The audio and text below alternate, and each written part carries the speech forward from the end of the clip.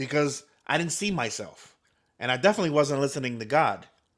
And you don't realize how much you're not listening when you're on top. And that's why they say you don't learn from your wins. You don't learn nothing from your wins. All your biggest lessons come from when you're down, when you lose. That's when you learn.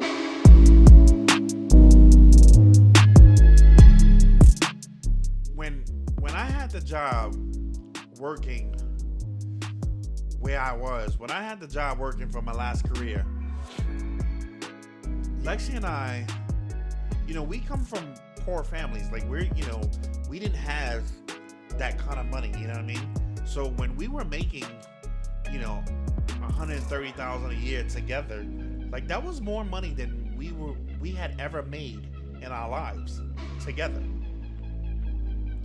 So literally, we could buy whatever it is that we wanted to buy, and we had such bad spending habits.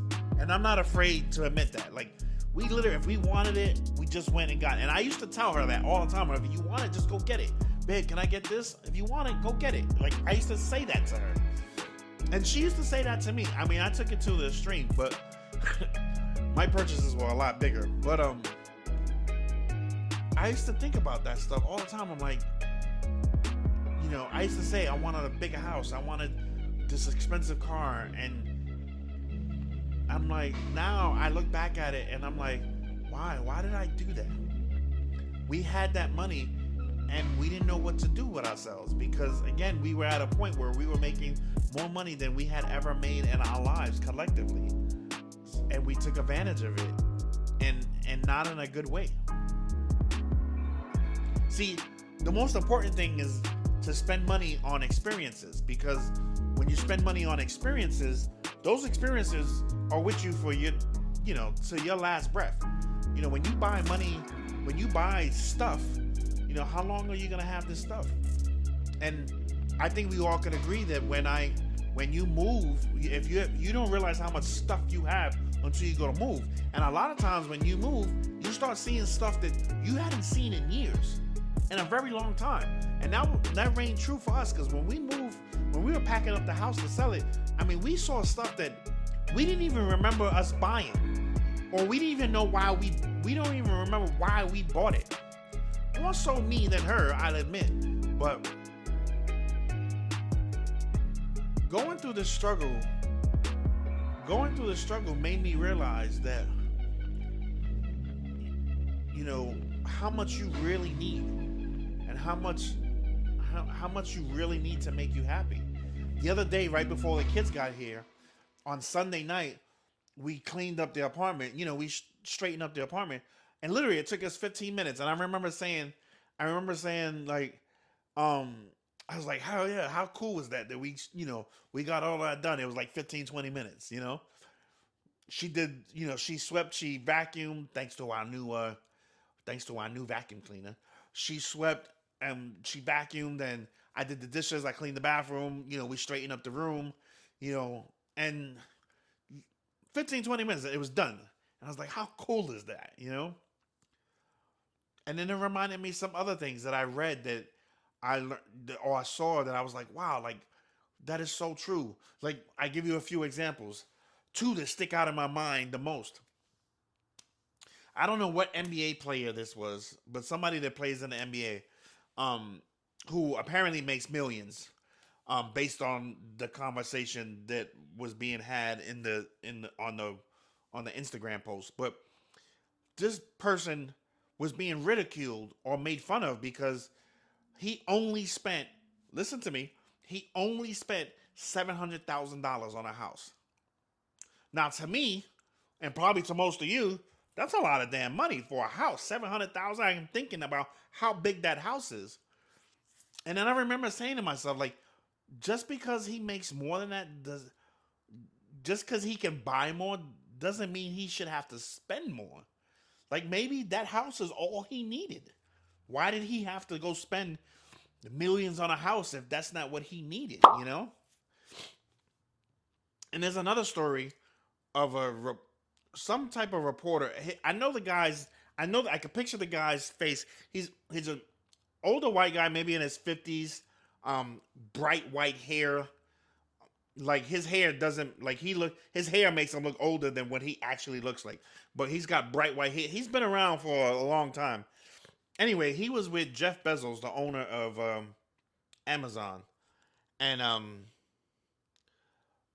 this was a few years back. But at the time, Jeff Bezos was already worth $1 billion with $1 billion, and he's interviewing. He's tagging along with Bezos, and they're in a 1996 ish Honda Accord, and the guy looks over at Bezos and he's like, "Dude, I got a question." He's like, "What's up with this car?"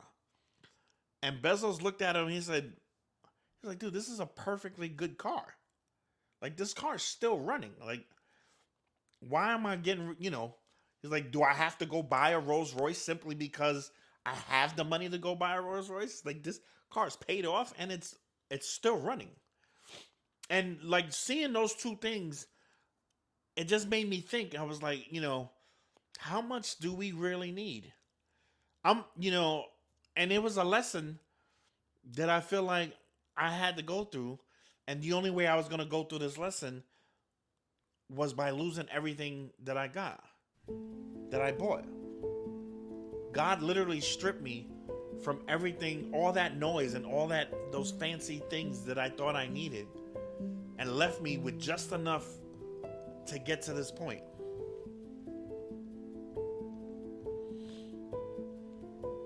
That's when I had no choice but to listen to God. When I started asking, why is this happening? And God always tells you the answer. Just not when you think just not in the way and when you think it's supposed to happen. And a lot of times, the answer you get is not something you want to hear because it's the truth. And that's what I needed to hear, was the truth. You don't realize how much you don't need to be happy.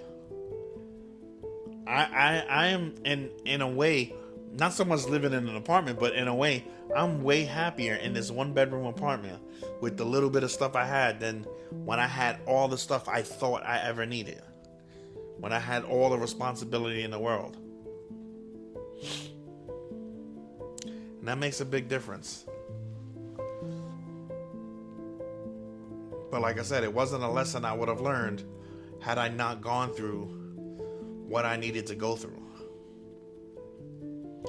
to get me there.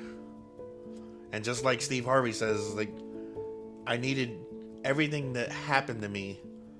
I needed everything that happened to me to happen in the exact order that it happened for me to be the person I am today, to learn the things that I needed to learn. And I wouldn't have known that otherwise. And that's something that if you're going through this, if you're going through that, maybe that's a lesson you need to learn.